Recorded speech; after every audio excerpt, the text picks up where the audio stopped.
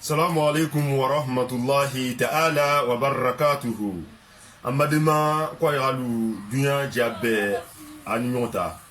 Bi 21 février 2020 à Oli Bena journée internationale de la langue maternelle ma. Okura munele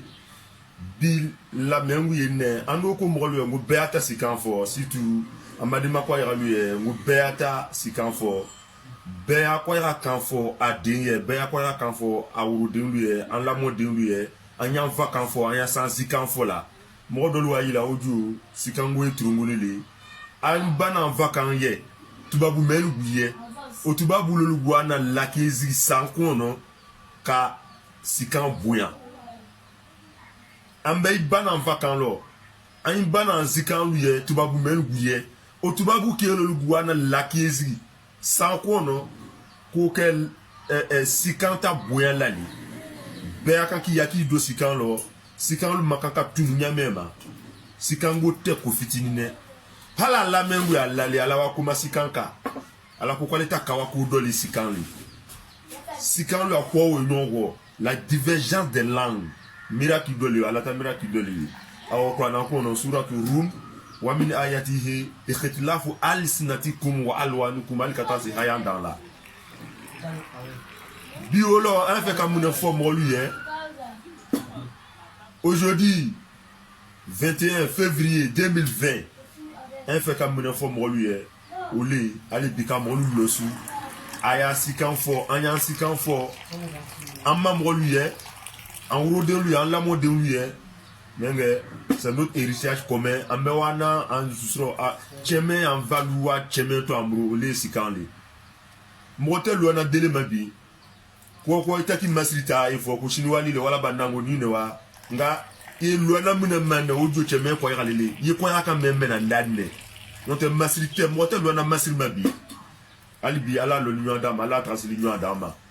anwe sikandi ne makula ole ko yaka kanle beata makula tubabu guata makula arabu guata makula ngando aka même makuru on est quoi ira kanli ikaka duya jawo ja dija munu mengu ile bolo ya safo ko ya bébé là ya safo là imam roluye ya safo là situ rodon lui bi un fait ka développement don ndi moluma wati shema won question do bena facebook ka ngo ka fata ko kwaira akroy muneli ka fota ko kwaira akure muneli nga question be molu ajawila mo bebe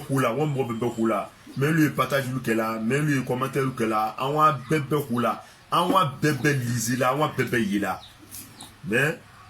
ala mase même jawila on j'aime kela so mais anwa bebe yila anwa bebe kula kanaki yaudu ilitate jawila minga udu andaila anwa bebe yila anwa bebe kwasila anichi on beaucoup la j'aime la partage la on kula ali ba iri ka olo bi nko nene modo ya ila udu an sikango mena mama kulu alolo wa ko sowele parce que mo sowele ale parce que aya si ya lo parce que asia daye modo si ya kan ka jaye mo si kan ka jaye parce que ali bi ala si janya ala ngene to ana kwaira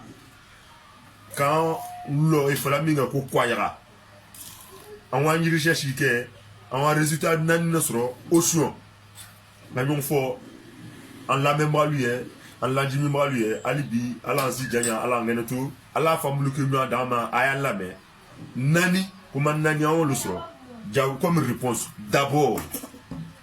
mais une recherche atawela et puis histoire l'on bral côté ko combien fanya acha ou histoire li on nous t'enseignana histoire quoi parce que l'histoire est têtue. Il faut faire un diadolo et tout le diadolo. Donc il faut faire comment faire histoire là où là à la wasa il est le nal dans le mene yo ya molla et puis quand il y a molla il est qui nda ou les chiali mais on est menya lo un an comme nani befo à 4 ans sur mengu a sun chiala bi non lo d'abord on nyali ke ka fota ko kwaira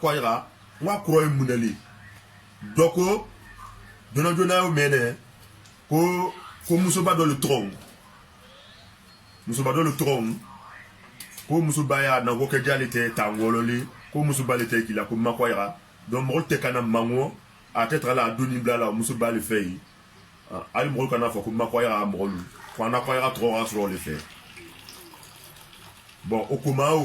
o dan le oui voilà o koma dan le oui ayi hakiti akana koma lamɛn ni lamɛn an koma lamɛn ni hakili le ani tiɲɛ an kana koma lamɛn an kana koma lakiɛ ni passion le ni le mais an lamɛn ni tiɲɛ le ani hakili le c'est tout an wa recherche fitini menge mais on va faire non on est là qui est dans le parce que chaque jour je pose la question sur Facebook Kwayara ça veut dire quoi Kwayara ça veut dire quoi Kwayara ça veut dire quoi Bewata fola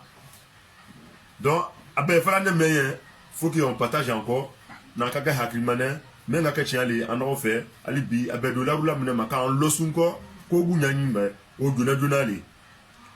ko dole mango kutango ko musuba na ko kejate yine o musuba na ko kejate yine mote kana mangonzo ateta la doni blala o musuba le fey o musuba te kila ko makoyra mo kana ngi ko makoyra mo o version ku tanle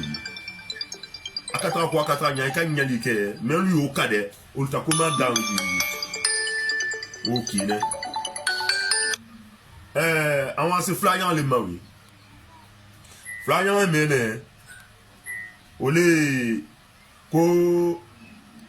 awa boko sur le lo ça en parenté comme ça mbabalu le ko ato ko sur le kala anu te kana kota sudila ni anjina le dola ko ato fala ma ko sur le balu et puis ata fala me ko ya ko ya to wa bon le fait bon anu la même oui kana ko guta katana le nola o lama molte ko mananya mema ni kimiloma nanga si ko la dama de lutte ko mananya mema ate prononciation kala nyamema ni ka histoire la ka ko yeta so ko ma o ko ateke ko ma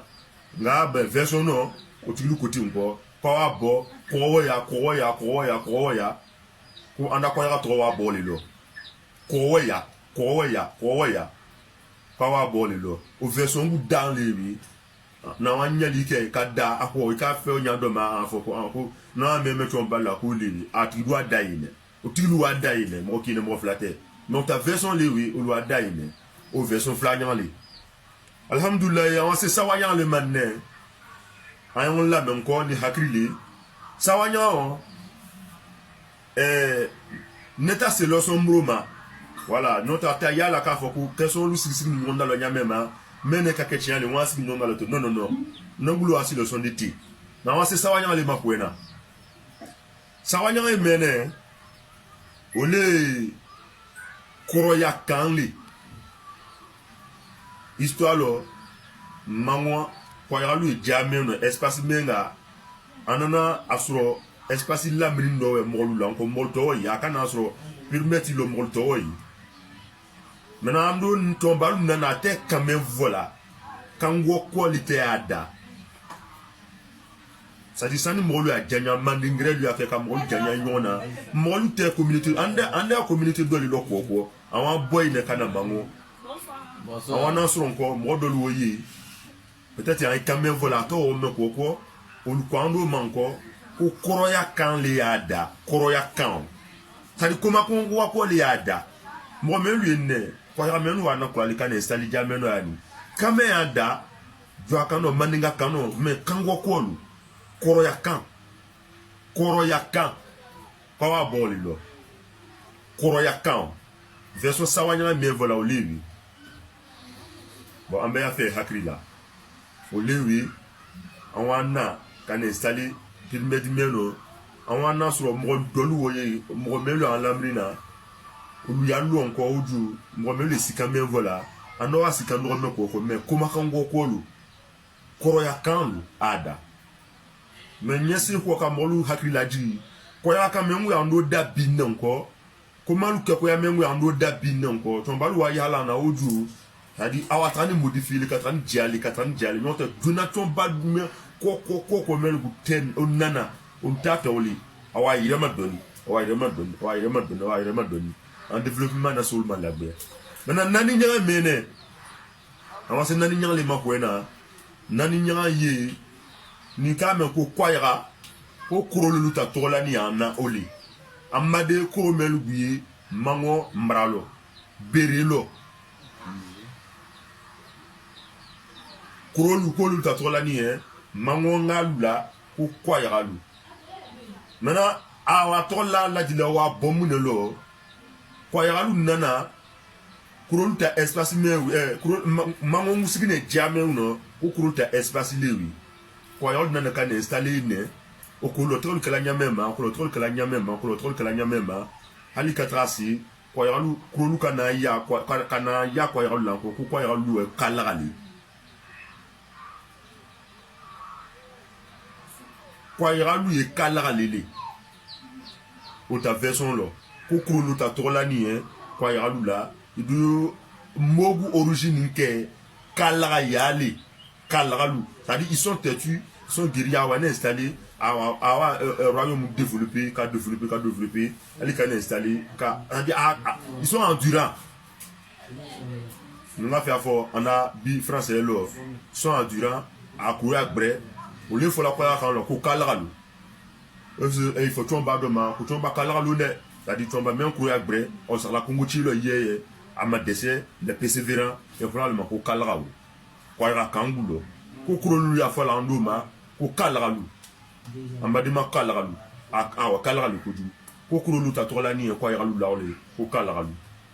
version nani me na wa recherche kaka ko ya ka olewi na no ka foka du mo la aya fama beata tomba ko nya tomba lu masaba me mevo dinulu nyana ye mevo dinulu nyana en recherche ke en loni ni tomba lu fe en kuma ko manyali ke tomba lu la tomba kura me wa bo en ya fa tomba kura ma nda tomba ko lu sala tomba kura doneli tomba kura li o te brada dia tomba kura li betali mrina menela ka tomba ko tu tomba kura li ne brada o an betali mrina menela atena la fanya fo sugaji adu adi